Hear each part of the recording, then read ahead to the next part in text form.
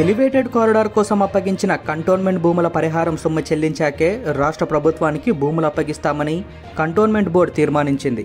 పరిహారం సొమ్ముతో చేపట్టాల్సిన పనులు, కంటోన్మెంట్ వ్యాప్తంగా ఓపెన్ జిమ్ల ఏర్పాటు, రామన్నకుంట చెరువు సుందరీకరణ తదితర అంశాలపై బోర్డులో సుదీర్ఘంగా చర్చించి తీర్మానాలు చేశారు. అధ్యక్షుడు బ్రిగేడియర్ ఎస్ రాజీవ్ అధ్యక్షతన జరిగిన బోర్డు సమావేశంలో CEO Madhukar Nayak, joint CEO Pallavi Vijayavamshi, board సభ్యురాలు భానుకా నర్మదతో పాటు ప్రత్యేక ఆహ్వానితులుగా ఎంపీ ఈటెల రాజేందర్ పాల్గొన్నారు. ఎమ్మెల్యే శ్రీ గణేష్ బోర్డు సమావేశానికి గైర్హాజరయ్యారు. సికింద్రాబాద్ కంటోన్మెంట్కు స్వచ్ఛ సర్వేక్షణ్ అవార్డు వచ్చినట్లుగా అధ్యక్షుడు రాజీవ్ ప్రకటించారు. ఈ మేరకు సహకరించిన బోర్డు సిబ్బంది, స్థానిక నేతలు, కాలనీ, బస్తీల సంక్షేమ సంఘాల ప్రతినిధులు తదితరులకు సీఈఓ మధుకర్ నాయక్ ప్రత్యేక ధన్యవాదాలు తెలిపారు. రాష్ట్ర ప్రభుత్వ ఆర్థిక పరిస్థితి అంతంత మాత్రంగా ఉన్నందున ఎలివేటెడ్ కారిడార్లకు సంబంధించి పరిహారం 303 కోట్లు చెల్లించాకే భూములు అప్పగించాలని ఎంపీ ఈటెల సూచించారు.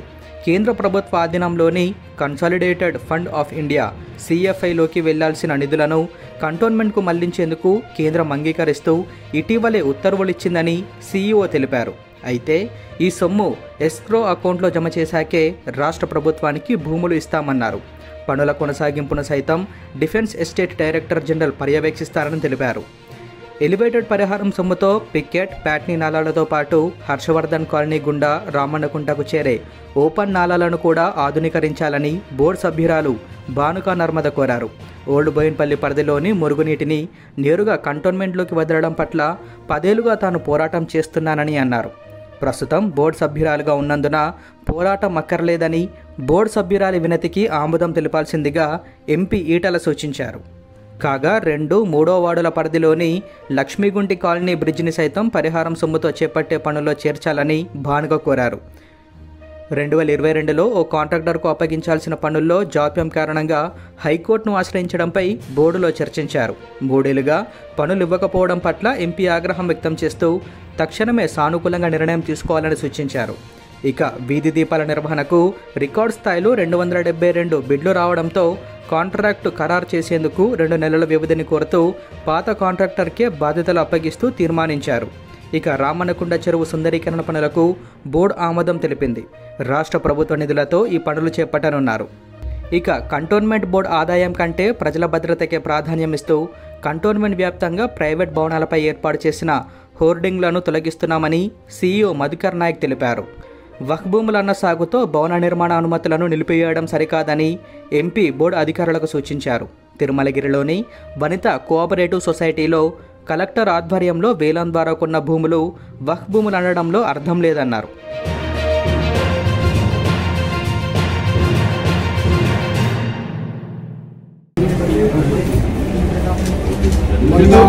రాజీవ్ రహదారి కానీ నాగపూర్ హైవే కానీ ఆ ఫ్లైఓవర్ల కింద పోయినటువంటి భూముల డబ్బు రాష్ట్ర ప్రభుత్వం జమ చేసిన తర్వాత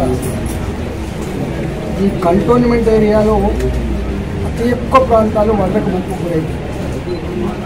ఎప్పుడు పెద్ద వర్షాలు వచ్చినా కూడా ఇళ్లకు 8 ఫీట్లు 10 ఫీట్ల వరద వచ్చింది దగ్గర ఉండేది. ఇక్కడ హుసేన్ సాగర్ పరిస్థితి ఉంది. ఆ 303 కోట్ల రూపాయలతో కంటోన్మెంట్లో ఎక్కడ కూడా ఒక చుక్క నీరు నిల్వ ఉండకుండా ఆ వాటర్ స్టామ్ వాటర్ని కానీ అదేవిధంగా డ్రైనేజ్ వాటర్ని కానీ సివరేజ్ పైప్ లైన్లతో అదేవిధంగా నాలాలతో బయటికి పంపించడానికి కోసం ఈ 303 కోట్ల రూపాయల మెజారిటీ పైసలు దానికోసం ఖర్చు పెడతారు. సీతారాంపురం ఏరియాలో అనేక కాలనీలు ఉంటాయి, కానీ ఎప్పుడు వరద వచ్చినా మొట్టమొదటి ముప్పు గురిగా కాదు. దాన్ని కూడా ఆ 10-12 కాలనీల వాసుల యొక్క ఆ ముప్పు గురైనటువంటి ఏరియాను కూడా శాశ్వత పరిష్కారం కోసం దాన్ని కూడా ఇంక్లూడ్ చేసి చేయబోతున్నారు. అదేవిధంగా అక్కడ ఆ ప్రాంతంలో రామన్నకుంట గుంట ఉంటుంది, మురికి నీళ్లతో దుర్గంధపూరితంగా ఉండేది.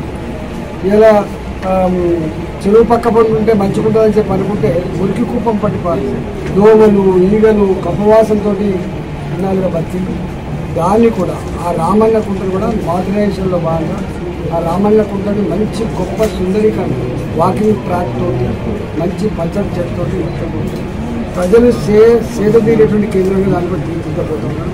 అదేవిధంగా అనేక సంవత్సరాలుగా ఇక్కడ మొత్తం రోడ్లన్నీ కూడా పాత పడిపోయి గతుల రోడ్డుగా మారిపోయి ఆ రోడ్లన్నీ కూడా టిప్ టాప్ చేసే దాంట్లో.